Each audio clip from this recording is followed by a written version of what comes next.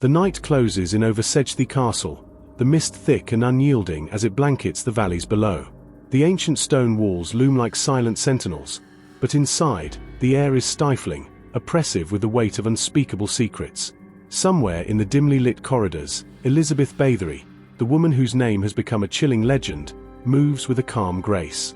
Her eyes, cold and calculating, glint in the flickering torchlight as though they hold all the darkness the world could conjure. In the villages below, rumors spread like wildfire.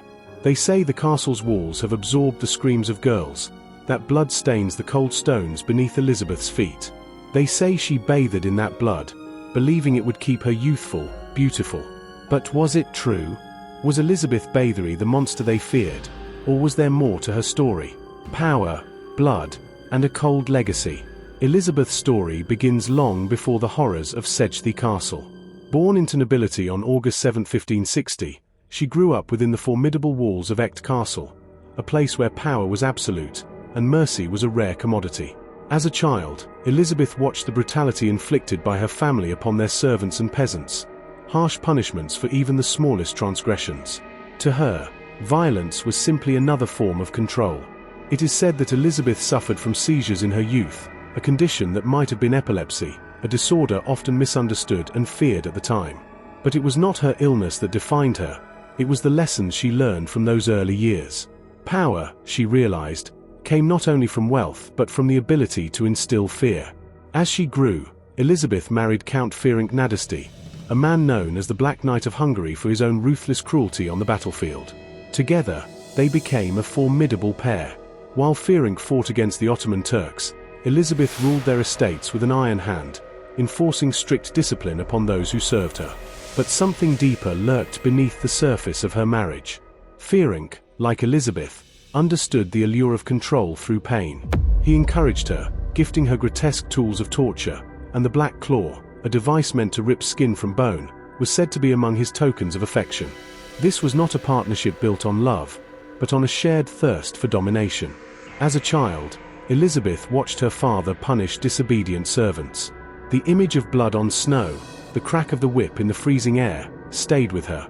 These were moments that shaped her view of the world, where power and cruelty became intertwined. To the nobility, violence was not a sin, it was a necessary tool to enforce their status and maintain control. This formative experience reflected the broader societal norms of the time.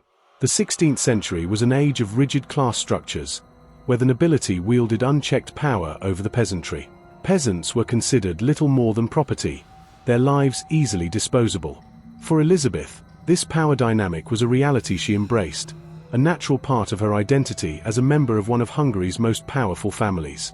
Elizabeth's reputation darkened after her husband's death in 1604.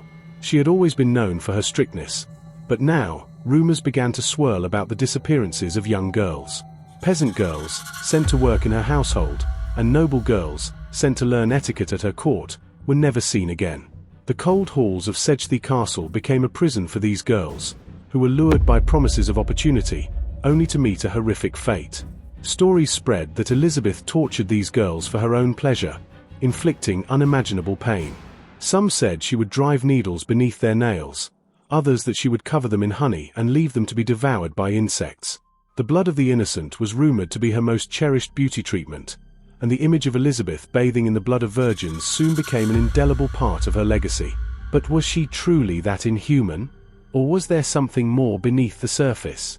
Elizabeth's control over her estates and her wealth made her a powerful woman in a world where women were rarely allowed such authority. In this patriarchal society, her actions were seen as unwomanly, and her independence might have been threatening to those around her. Could the legends of her cruelty have been exaggerated by those who wished to see her fall? One of the most chilling accusations against Elizabeth Bathory was the existence of a ledger where she allegedly recorded the names of her victims. Over 650 names, each representing a life she had snuffed out for her own twisted satisfaction. This ledger, they said, was proof of her crimes, proof that she had no remorse, no hesitation in committing such atrocities. And yet, this ledger was never found. Imagine the horror of such a book, each name written in cold, precise handwriting, each line representing a body left broken and discarded. The very thought is enough to send chills down the spine. But without evidence, Could this gruesome ledger have been just another fabrication, a tool to justify her downfall in the eyes of those who sought to strip her of her power? By the early 17th century, Elizabeth's political enemies had multiplied. Her vast lands and immense wealth made her a target, and the Habsburg monarchy itself was keen to see her power diminished. It was no secret that King Matthias II owed a large debt to the Bathory family, a debt that was conveniently erased after Elizabeth's arrest. Was Elizabeth truly guilty of the crimes she was accused of, or was her downfall part of a larger conspiracy? The men sent to investigate her, Georgi Thurzo and his allies, stood to gain from her conviction. With her out of the way, they could seize her lands and further their own ambitions. This was a time of intense political intrigue. Hungary was caught between the Ottoman Empire to the east and the Habsburgs to the west. The nobility walked a fine line between loyalty and rebellion, and power was often a more valuable currency than justice. As the investigation reached its peak in 1610, the walls of Csejthe Castle began to close in on Elizabeth. Her power, once so absolute, was now crumbling around her. The castle, once a symbol of her dominion, now felt like a prison. Cold, damp, and unyielding, the walls seemed to press in, just as her enemies did. There were no screams on the night they came for her, only silence, as the Palatine's men stormed the castle. Elizabeth was found, not in the midst of torture, but at her evening meal, calm and composed. The book of victims was never found. The bloodstains the villagers spoke of were absent.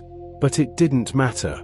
Elizabeth was arrested and sentenced to life imprisonment, bricked into a small chamber in her own castle. For 4 years, she lived in isolation, her once mighty voice silenced, her legacy tarnished. She died in 1614, but even in death, her story did not end. The final mystery, her disappearance. Elizabeth's body disappeared after her death. The villagers refused to bury her, fearing the curse they believed her presence would bring. Some say she was moved to a secret grave, hidden away to prevent further unrest. Others claim her remains vanished, just as her victims had. To this day, no one knows where Elizabeth Bathory was laid to rest.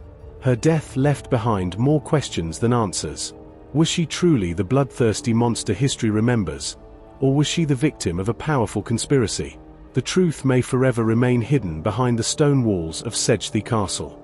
Elizabeth Bathory's story is one of power, privilege, and fear. Fear of losing control, fear of weakness, and the fear she inspired in those around her. Whether guilty of murdering hundreds or a victim of political ambition, her name will forever be linked to one of history's darkest legends. If this story left you questioning the truth behind the legend, like and subscribe here at War and Wisdom in History for more tales from history's darkest corners, where the lines between fact and fiction blur, and sometimes the truth is far more terrifying than the myth. See you in the next chapter of history.